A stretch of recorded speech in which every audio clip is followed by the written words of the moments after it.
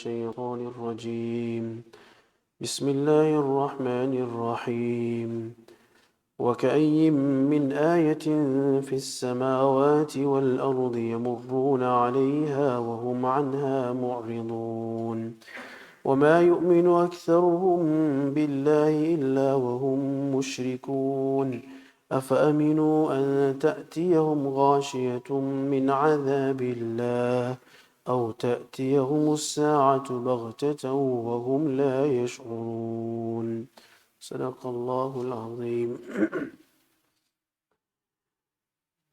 Respected brothers and my dear young friends, a few weeks ago we mentioned the last few ayats of the 11th ruku of Surah Yusuf. The first 11 rukus of Surah Yusuf are exclusively for the story of Yusuf alayhi salam. Allah subhanahu wa ta'ala mentions the whole story of Yusuf alayhi salam in the first 11 rukus.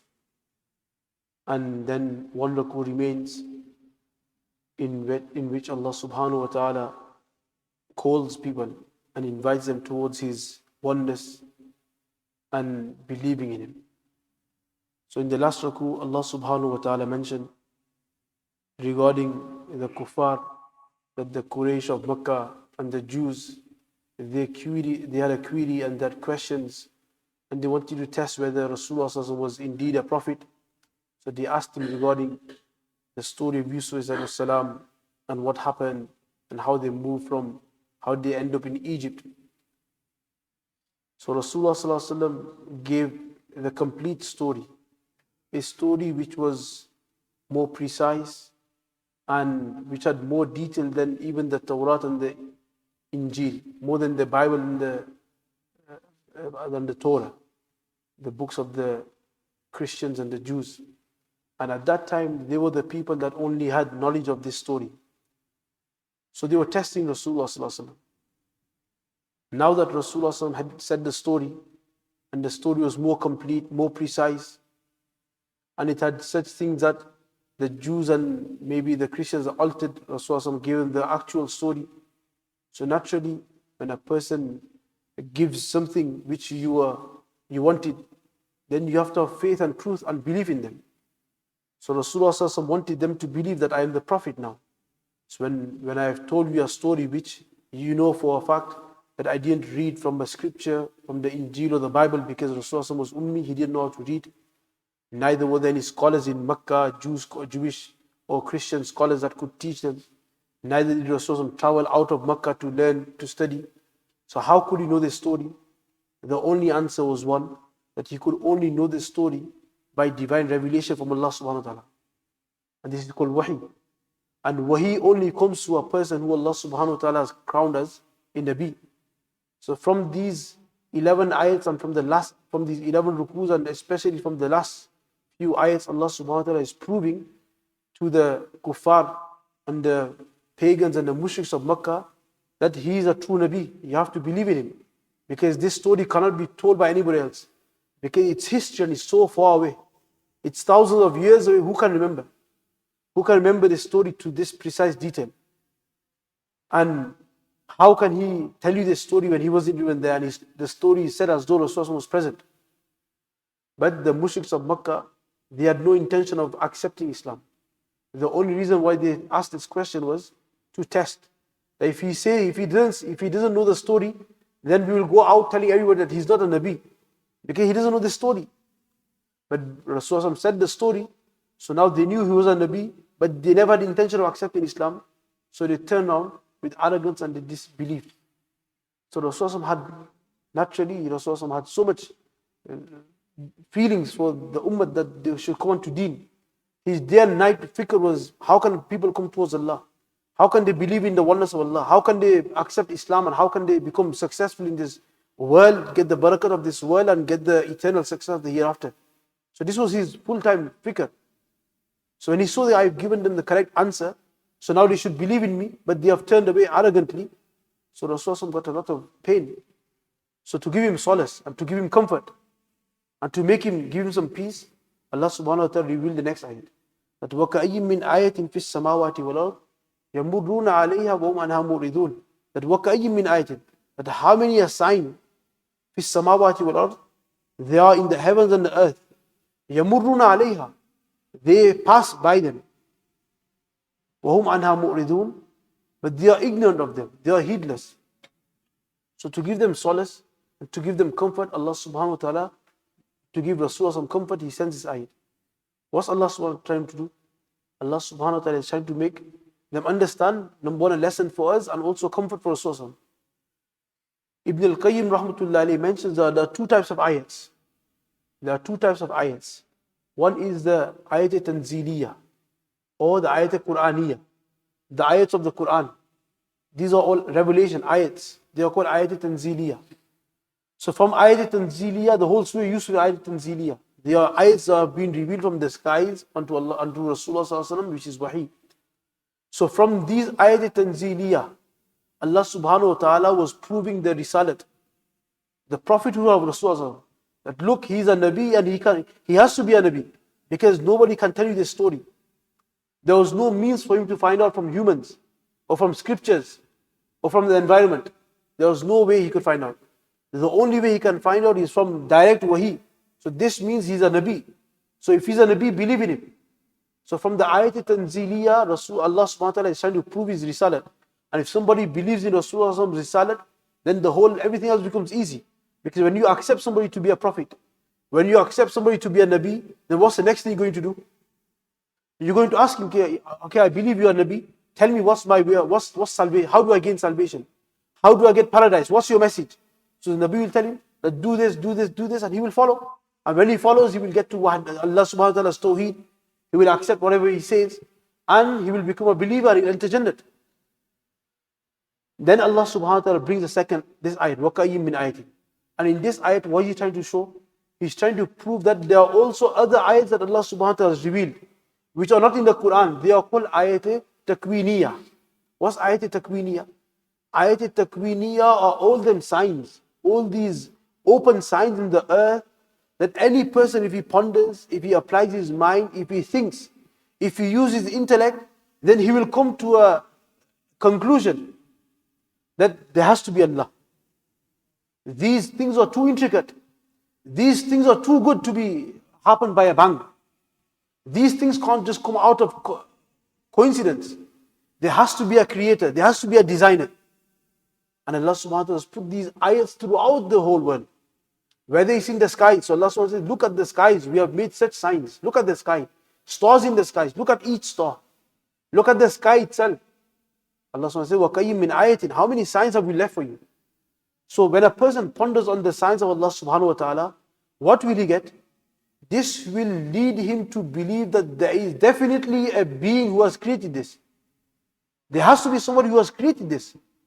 How can this world with such precise detail, which has been engineered so precisely, how can it come from a bang? So when a person applies his mind, he will realize, everything we look at, whether we look at the mountains, whether we look at the animals, whether we look at the tree, whether we look at the oceans, whether we look at the skies, everything is inviting us towards the wahdaniyat of Allah subhanahu wa ta'ala, the tawheed of Allah subhanahu wa ta'ala, the oneness of Allah subhanahu wa ta'ala. That's why the Shair, the poet says, فَفِي كُلِّ شَيْءٍ آيَةٌ وَفَفِي كُلِّ شَيْءٍ لَهُ آيَةٌ تَدُلُّ عَلَى أَنَّهُ وَاحِدٌ. Everything you look into, if you look with the eye of tadabbur, with the eye of pondering, with the eye of trying to grasp, then definitely you will come to a conclusion that there is Allah, there is one Allah. And when you get to this, ithbat tawheed, when you understand the oneness of Allah subhanahu wa ta'ala, then you will be searching, okay, I have established that there is one Allah. By looking at the ocean, I have established that a creator has definitely created this ocean, where millions of animals live. How can someone create an ocean with so many animals, so many fish living inside, and yet their sustenance, they don't have to come out for sustenance. The sustenance is within. So many fish dying daily, yet there is no stench coming from the ocean. Who's created this ocean? So a person, he will become intrigued and will think, and this will lead into a conclusion that there is definitely Allah. There is definitely one Allah. So when he comes to his conclusion that there is definitely one Allah, then now he'll be searching. Okay, how do I please this Allah? What should I do to obey this Allah? What does He want from me? Why has He created me? What should my purpose be in life? So when he goes out looking for this, he will come to Risalat. Because Allah subhanahu wa ta'ala does not tell every person. That's why Nabi sent. Allah subhanahu wa ta'ala sends a Nabi for the whole ummah, for the whole world. Because Allah subhanahu wa ta'ala is so ala, He's ta'ala, He's so buland, He's so high, that He doesn't come to each and every person. These are my ahkam, these are my... No. He makes one person, He makes one Nabi. And all the rules are sent to a Nabi, and the Nabi goes and sends. So then when a person understands this Tawheed, then he will come to this conclusion that there has to be Allah. So Allah subhanahu wa ta'ala is saying to Rasulullah that if they are not believing you because you have proved to them your risal, they are not believing you, but these people are such that they have seen signs upon signs when they travel from Mecca to Syria, when they are traveling here, when they are everywhere. Allah says there are so many signs for them to believe in the Tawheed of Allah, but they are arrogant. And they are heedless and they are turning you from it. And Allah subhanahu wa ta'ala is, when a person, Tawheed is what? Tawheed is believing in one Allah. When a person believes in one Allah, then it leads him to the Risalat of Rasulullah. When he believes in Risalat, Nabi and Allah, then what does he get? He gets eternal bliss. He gets Jannat forever and ever. So such a big reward. So this ni'mat, this sign of Allah should have been such that Allah should have made it a few. That it's so important, because this is so important. If you understand the Tawheed of Allah, then you get Jannat. So for this, I'm going to just put a few signs. 5, 6 signs in the whole world, throughout the whole globe. If you want to gain Jannat, then travel 1,000 miles. And people do it. People for a job, they'll travel 1,000 miles. People for some business transaction will go miles. For a bit of enjoyment, they will travel thousands of miles. So if you want eternal Jannat, Allah could have said, okay, if you want eternal Jannat and eternal happiness, then my signs, or one sign is in here, one is in Asia. Go travel, look at my sign and accept Iman and become believers. But no. Allah subhanahu wa ta'ala is Rahim. So what do you do? He puts signs everywhere. You look at the tree and there are signs of Tawheed of Allah. How? That the tree, 10 trees on the same soil, shower with only the same rain. Not that this tree gets this rain, but from that 10 trees, each tree gives out a different fruit. One gives out mango. And then itself within a tree, the mangoes of different colors. Some is yellow, some are green, some are bigger, some are sweeter, some are different. One tree given the same soil, the same nutrients, the same rain, but 10 different colors on the tree. 10 different fruits, 10 different sizes. And then the 10 tree itself, one tree, pomegranate tree. The mango tree and next to it pomegranate tree, same soil, same rain. How come one is...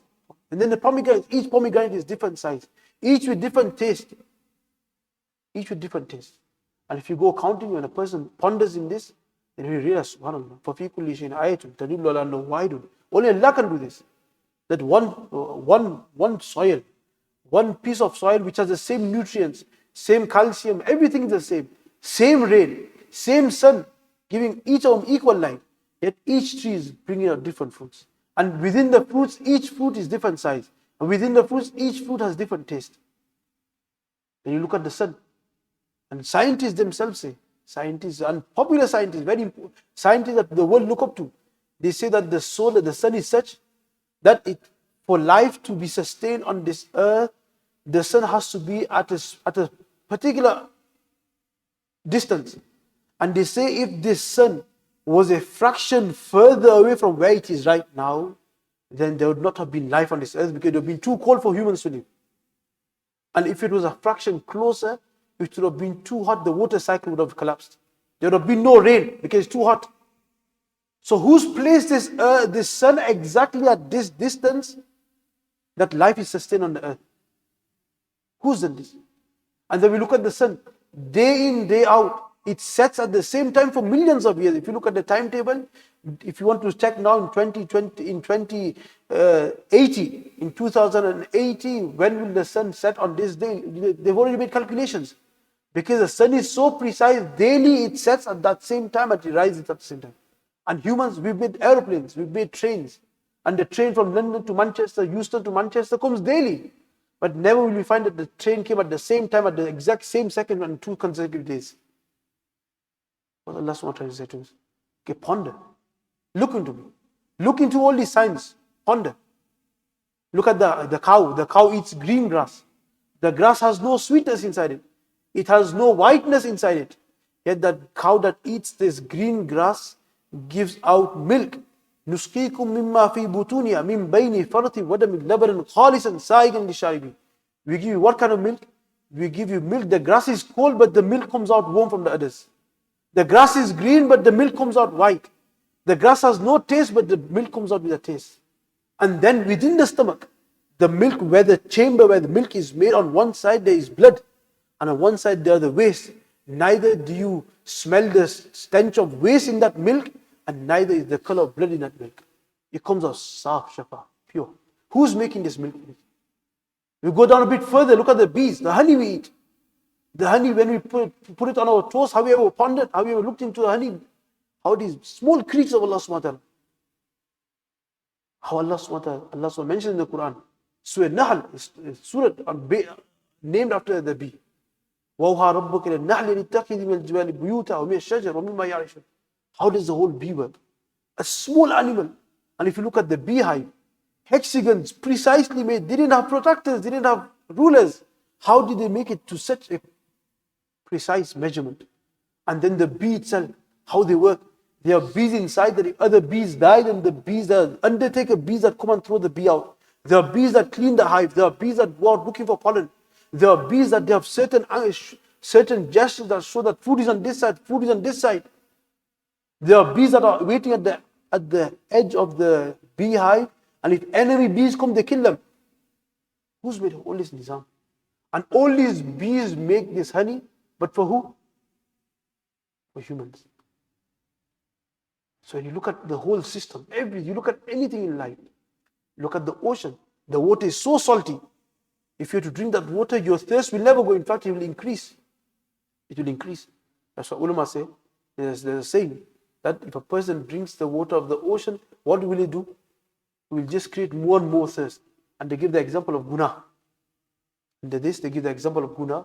When a person thinks, okay, I'll do this guna last time. But this last time I'm going to watch this movie. This last time I'm going to smoke this. This last time I'm going to talk to this girl. I'm going to do this guna last time. This will never be his last time. Why? Because he's having this thirst of the ocean. He's drinking the water of the ocean. And the water of the ocean is salty, and the more you drink, the more thirsty you become. What do you have to do? You have to stop drinking that water, and you have to go for Khalis water. In the same way, if you try to keep giving yourself fake pleasure, but this last time I'm going to talk to this person, last time I'm going to do this, it will never be your last time.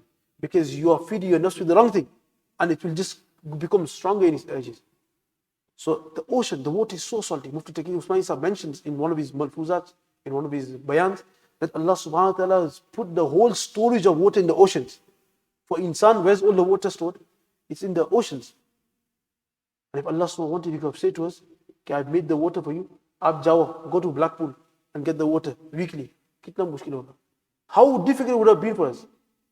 That you have to take your car, go to Blackpool, fill your tanks with water and come back home. And Allah subhanahu wa ta'ala is so rahim. The whole storage of water was in the ocean. But it is salty. Allah subhanahu wa ta'ala lets that water evaporate. When it evaporates, the water molecules H2O are lighter than salt. So the water evaporates and the salt falls down. So when that forms a cloud and it comes over, Allah subhanahu wants water falling in Blackburn, and the cloud will rain. And what will that water be? Will it be salty or sweet? Where's the salt gone? Allah subhanahu through His qudrat has left the salt behind and given us water. That's why the dua after drinking water is, Allahumma, that Ya Allah, we thank you for, we are grateful to you for making this water such that our thirst is being fulfilled out of your rahmat. Warna, if you were to look at our guna, you'd have given water which was salty. We are worthy of salty water. So anyway, Allah subhanahu wa ta'ala is saying, so Rasulullah is giving him comfort and solace. Okay, don't worry, these people daily, day in, they go past. Allah subhanahu wa ta'ala made nishad, not just in the world. If somebody was to lock himself in the house, Allah subhanahu wa ta'ala says, even in your own body, if you have to look at your body, every person, their fingertips, fingerprints, every person's fingerprints different. Every person, and the more science goes in, the more it becomes more astonishing. Every person's DNA different. Then this is just the outside body. Allah subhanahu wa ta'ala has created hair. The hair on the head grows at a different speed than the hairs on. Imagine, Allah subhanahu wa ta'ala, look at the program, that the hair on the head grows faster. The hair on the eyebrows don't. Imagine the hair on the eyebrow were going at the same speed. Allah subhanahu wa ta'ala is qudrat. through the body. Then if you look inside the organs, each organ, the liver, what function does the liver do? What function does the heart do? What function does this organ do, this organ do? That's why I say if a person was to look into this, he will become amazed. Subhanallah. Subhanallah. What functionality Allah subhanahu wa ta'ala has put in each body. So Allah subhanahu wa ta'ala put signs everywhere, signs in the whole solar system, on the earth, in plants, in animals, and in ourselves itself. If a person was to lock himself, then he had no excuse. Because his body, just when we're talking, naturally, saliva is being created. And there are some people that have the bimaya, saliva stops.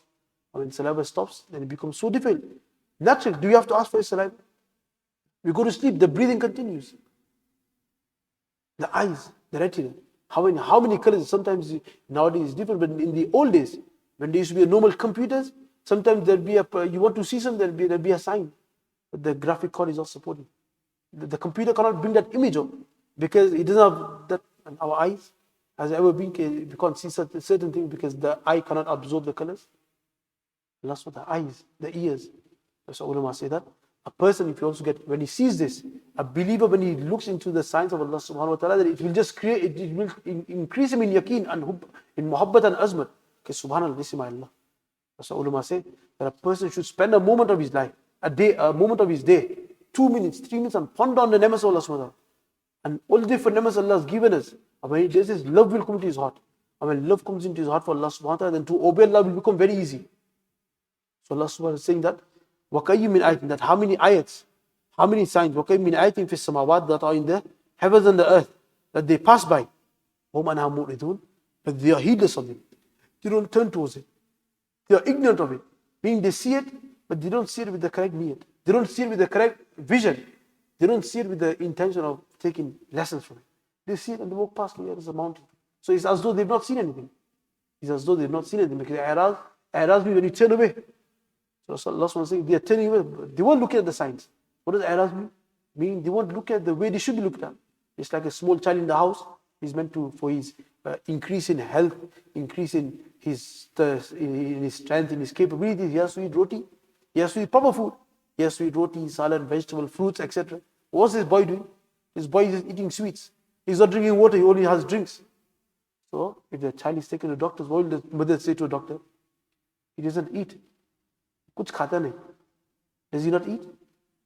He does eat. He eats sweets and he has drinks. But why does he say kuch khata nahi? Because he's not eating the things that he should be eating. He's not eating those things which are beneficial for him. He's not eating the bread, he's not eating the roti, he's not eating the veg, which is beneficial for his growth, for his mind, for his capabilities.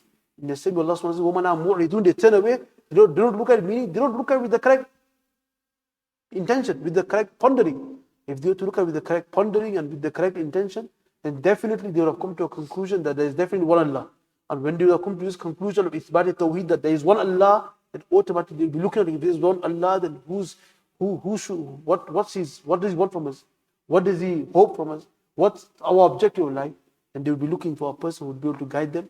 And who will be able to guide them? A Nabi. So then, Risal will also become in their life. They will become believers. They will become muwahideen. They will become Muslimin. But they're not even doing this. So Allah subhanahu wa ta'ala is granting, giving Rasul solace. Okay, aapki Risal, they don't believe it, but even my signs, so many, they don't even believe it. So for us as believers, what's our duty? That the signs of the Quran, khub tilawat karo. And listen to and try to pray the Quran with tadabbur. But those who can't, then sit in places where the explanation of the Quran is given.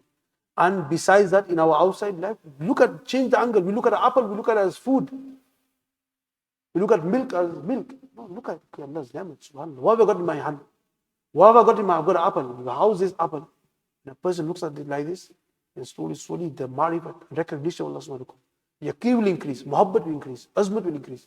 And to obey Allah subhanahu wa ta'ala, inshallah, become easy. Allah subhanahu wa ta'ala grant us the correct understanding. Subhanallah.